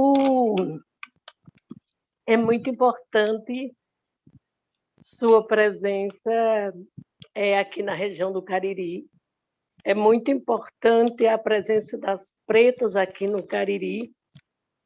E uma das coisas que eu tenho dito a Zuleide é que em toda a campanha de vocês, vocês não competiam, entende? Vocês estão na luta. Não é uma competição, não é ganhar um lugar desse gratuitamente, entende?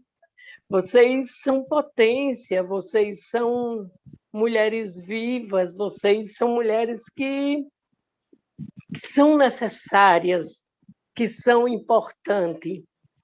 E eu me emociono porque, assim, para mim, eu sou muito feliz em ter contribuído e quero contribuir muito mais. Quero contribuir muito mais na luta de vocês, do Grunec, de Verônica, Valéria, você, Zuleide. Fazer, como tu disse, citar nomes é difícil, né? Jéssica, Lorena, porque a gente deixa de citar, né? Mas, perdão, assim, enfim, é muito linda, assim, só agradecimento mesmo a tudo que escutei até agora. E assim, Verônica, é só chamar, é só me chamar. Não tem... É só chamar. Estou aqui, estou disposta, disponível para já estar junto com você, com vocês, nessa luta. Só agradecer mesmo. Só agradecer mesmo. É isso. Tem muitos comentários ainda aqui. Tem de Neide Carlos, dando os parabéns à doutora responsável pelas grandes palavras sábias, que o retorno da resposta política venha o quanto antes de forma positiva.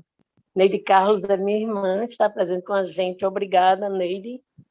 Beijo em particular para minha irmã Joaquina e Angélica Justino, pessoas que deixam nossa vida com mais sentido. Que coisa linda de ver. Sim, Angélica, muito lindas essas mulheres. Muita gente aplaudindo, e aqui aproveitar só mais uma fala de Mara Guedes, né, porque já estamos concluindo, que vacina para todos e todas as pessoas, né, para a gente, todas e todos e todos, né. É isso, Verônica, eu só agradecer, você finaliza com suas palavras. Estou muito feliz, muito emocionada e sempre será um prazer assim, estar junto de você e das meninas todas.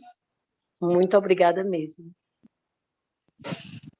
A gente fica emocionada, se arrepiando, né, quando o vídeo já que... E essas palavras também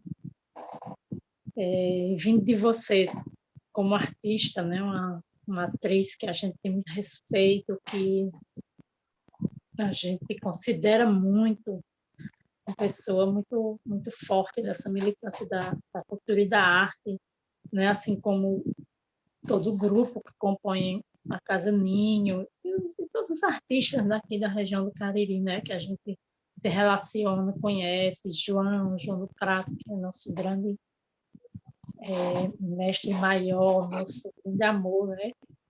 E ajuda a gente nesse momento. Então, eu fico muito feliz da gente ter causado isso nas pessoas, né? Essa esperança de que há um caminho, né, para a gente seguir, que não está tudo perdido, né? Que há uma saída, há uma alternativa e nós vamos lutar até conseguir, viu, Neide? Pelo qual a gente vai continuar nessa luta, porque é importante. Aí, como Joaquim disse, né? Não era uma briga política, é uma disputa pela existência dos nossos corpos, né? O projeto político ele dizia disso, né? Que não era uma disputa política apenas para ocupar uma cadeira, uma vaga na Câmara de Vereadores no Crato. Era uma disputa política de um poder diferenciado, né? Por isso que o mandato saiu coletivo, porque é na coletividade que a gente constrói a nossa luta, né? E não poderia ser diferente, não seria diferente, né? Seríamos nós, essas mulheres negras que estamos à frente da luta, Valéria Carvalho, Luana Ricardo, Jéssica Lorena, Ivaneide Severo e Verônica Isidoro, né? Que formamos esse coletivo e o que para nós foi uma experiência assim imensurável, né, do que a gente vivenciou em todo o período da campanha. Mas não ter entrado nos deixou triste, mas nós compreendemos também que foi um livramento e que esse momento foi uma potência, um fortalecimento para um momento posterior que nós estamos construindo, porque nós construímos sempre a nossa existência na luta e é da luta que esse mandato vai sair com as mãos, as mentes e a arte, né, de muita gente. Então, ver as pessoas aderindo àquela campanha, né, como você, Joaquim, né, com esse texto, a gente fica arrepiada, as meninas elaborando esse trabalho maravilhoso, música, né, teve paródia, então ver as pessoas chegando e acreditando nesse projeto com a gente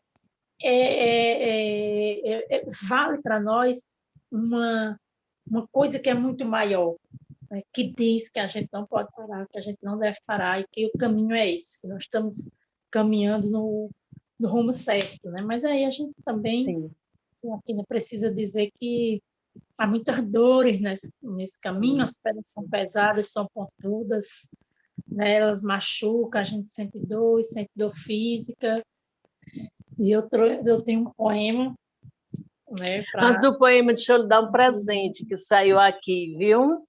Diz que tem uma companheira aqui muito linda e maravilhosa que está junto da gente, sua companheira, né? Madá Arteira, que está se definindo assim, que ela diz: Verônica, te amo, meu bem. Que linda! Quem desenhou, Vera? Então, gente, esse é um presente que eu ganhei Olha de que uma aluna, linda! Arteira, minha companheira, de 11 anos, nós estamos com 11 anos de relacionamento, e é um bordado meu, um bordado. Olha que lindo, muito emocionada. Eu Vera! trouxe num dia que eu estava bem ruim, e aí também é sobre cuidado, né, que a gente precisa falar. Inclusive, o poema é sobre isso, mandar tem essa coisa de cuidar da gente, de cuidar de mim, de cuidar das pessoas, né? E a gente vai tentando retribuir isso com ela. E ela fez esse bordado, que ela pegou uma foto minha e reproduziu no bordado. Que linda, Madá! Linda! Deixa demais essas mulheres. Estou impressionada com... Muito lindo. Eu quero muito agradecer e a todas as mulheres da minha vida, né, da minha família, que possibilitam que eu esteja nesse outro espaço, né? Então, eu estou lá porque tem mãe, tem minhas irmãs, cuidando das coisas, né? Tenho minhas amigas cuidando dessa coisa do entretenimento da gente. Então, tudo isso é cuidado e a gente precisa preservar essas relações, né? Claro que há sempre divergências e tudo, mas tem coisa que é maior, né? O amor é maior. Então, é isso que minhas irmãs, minha mãe, minhas primas, vós, tias têm feito comigo, né? Esse amor, cuidando e me preservando para a gente continuar nessa luta. Mas Linda. eu vou ser sincera. Verônica, o microfone tá pronto. Olheira, boca seca, falta de apetite, e eu ando cansada demais. Minhas costas doem muito. Às vezes eu tenho a sensação que perdi mesmo a cabeça, mas os dias continuam e eu vou dando um jeito de ir com eles. Você percebe que chamam a gente de forte o tempo todo, mas esquece que somos de carne e osso? E eu não quero ter que fugir de mim, eu não quero ter que fugir de você, eu não quero ter que fingir que eu sou inquebrável. Desde quando se fortalecer é não cair? Conhecer as ladeiras nem sempre evita que a gente escorregue por lá. E se estabaque com a cara no chão. E tudo bem errar. Ontem eu deitei na cama, fechei os olhos e tentei esquecer todos os nomes que moram em mim. São tantos andando aqui dentro que eu fico alternando entre ser tão boa e tão péssima nessa coisa de deixar ir. Esse é um poema de Rayane Leão, ou Riane Leão, que é uma preta, e o nome desse livro é super maravilhoso, é Jamais Peço Desculpas por Me Derramar. Poemas de temporal e mansidão. E esse poema eu ganhei da minha companheira aí de luta, Rayane Nobre, né? Que é da Frente de Mulheres, nesse momento também de dizer que a gente é gente, né? As pessoas recorrem muito a isso, com essa coisa de guerreiras, vocês são muito fortes, continuem fortes e tal, mas aí é como se a gente não tivesse nem o direito de fraquejar, né? de parar. As pessoas acham que a gente não dorme, não toma cerveja, não faz outra coisa, não trabalha, mas não, né? A gente trabalha, a gente tem vida social, a gente, enfim. Então, essa coisa, às vezes, as pessoas gostam de chamar a gente de guerreira, não é a maioria, não, mas essa coisa de chamar de guerreira, querendo tirar de si a responsabilidade de colaborar com a luta e passando para a gente, né, que decidiu assumir publicamente a luta. Então, dizer que essa luta deve ser feita pelas mãos de muitas pessoas, que todo momento, que toda hora é hora de você acolher, apoiar e fortalecer a luta, que você pode fortalecer a luta onde você estiver, né, com os recursos que você tiver, vai fazendo um momento desse de discussão, uma live, convidando as mulheres, na sua comunidade, orientando, conversando com as mulheres, em sala de aula, com seus alunos, com as alunas, na roda de amigos, desconstruindo as piadas sem graça, machista, misógina, racista, né? Enfrentando o que a gente diz que é errado, que a gente sabe que é errado, é dizer que sim, que não concorda, é verbalizar. Então, tudo isso é forma da gente ir imprimindo luta na vivência cotidiana da gente, né? E aí é uma responsabilidade de todo mundo, de todos nós, né? Construir relações saudáveis em casa, né? Com os parentes, com a mãe, com as irmãs, as tias, as filhas, e ajudar a desconstruir aí essa cultura de violência, de pisar nos outros, de querer se sobressair e pensar aí em reconstruir caminhos de luz, né? Caminhos mais leves, mais dóceis, mais comuns no sentido de comunhão. Então, acho que a gente está preparado para isso, né? A gente tem força para isso, para fazer a luta, mas fazer uma luta com com muita certeza, com muita convicção, mas com muito respeito a todas as diversidades, com carinho, com cuidado com as outras e com os outros, respeitando os limites dos outros, mas principalmente os da gente, para a gente não sucumbir. Eu não vou sucumbir. Obrigada, minha gente, muitíssimo obrigada. Vera, Ave Maria, só agradecimento a você, agradecimento a todos e todas e todos que estão aqui, as meninas que estão com a gente, né, juntos aí fazendo essa tradução de Libra, Maiane e Aljaniele, não é isso? E também, Verônica, só finalizando os carinhos, recadinhos, Sâmia envia gratidão, Verônica, gratidão por suas palavras tão potentes e por tua luta sempre presente, dias mulheres virão.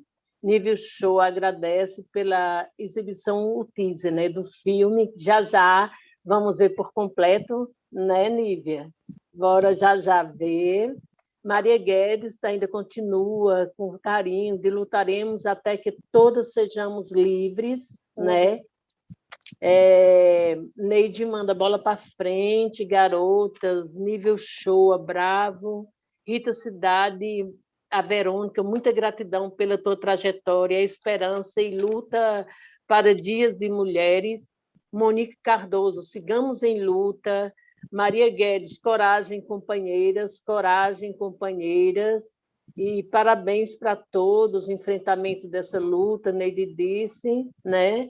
E é isso, agradecemos a todos, todas e todos que estiveram aqui conosco presente, as meninas de Libras que já citamos, acabamos de citar o nome, Maiane e Aljaniele, e a Verônica, carinho enorme, muito obrigada pela sua presença, ao carinho de Madá, o beijo que envia para essa companheira maravilhosa, e lembrar a todos e todas e todos que estão aqui, que nós ainda temos posteriormente a gente divulga mais um trabalho, né, uma ação aberta ao público, que é junto com, nós estamos chamando da edição de Conversas Fractais, que é diálogo sobre a pesquisa e a criação com Márcio Abreu, né, e Janaína Leite. E também temos, acredito que lá para os meados, agosto, vamos ter o resultado dessa pesquisa, que é o espetáculo visual, que nós não temos ainda a precisão do nome, né? Já nós publicaremos, possivelmente em agosto a gente esteja estreando esse espetáculo, que dá nome a esse projeto Fractais. É isso, Vera. Muito obrigada. Obrigada ao Grupo Ninho, que está aqui presente, atrizes e atores. Ave Maria, só gente linda mesmo, junta com gente, juntos e juntos. Bora?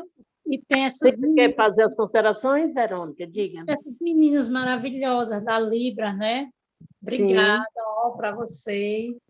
Importante demais. Assim, acho que esse projeto, né, da Lei Aldir Blanc, ele contempla, né, acho que foi uma das primeiras reivindicações, né, das pessoas que tivesse a questão da acessibilidade muito bem representada. Eu acho que ele está dando conta disso, né, com o pessoal das Libras sempre fazendo a tradução simultânea para os não ouvintes, e é muito importante, né, porque, só para concluir mesmo, né, a gente já tinha recebido muitas reivindicações das mulheres surdas por conta disso, né, as dificuldades que elas têm de fazer a denúncia quando são vítimas de violência. Já atendemos, já acolhemos, já ajudamos mulheres surdas a fazer essa denúncia da violência, né, na delegacia, mas é uma luta que a gente precisa ainda botar mais gás nela, né, que todas as delegacias tenham intérprete de Libras, nos CRMs, né, nos equipamentos que atendem mulheres em situação de violência, que tenha as intérpretes de Libras para poder ajudar, né, as pessoas a compreenderem o que elas estão dizendo, né? Então, eu acho que é muito importantes. Obrigada, meninas. Só para Sâmia, que esteve com a gente, né, Verônica? Desde 3 horas que Sâmia está aqui também junta. Sâmia, Monique, Rita, essas mulheres também do Grupo Ninho, né? Que estão aqui conosco desde cedo. Sim, sim, Jean. João foi a arte dessa abertura, né? Que é o João. Cartaz. Isso, que é o João e o Michel, que fez o teaser. João é uma figura também que está junto com a gente, o Michel também, que elabora o teaser. Enfim, gente, tantas pessoas, né? E só agradecer mesmo. Bora indo. Bora lá. Beijos, vamos caminhando, e é isso, gente. Obrigada. Aguardemos os próximos encontros.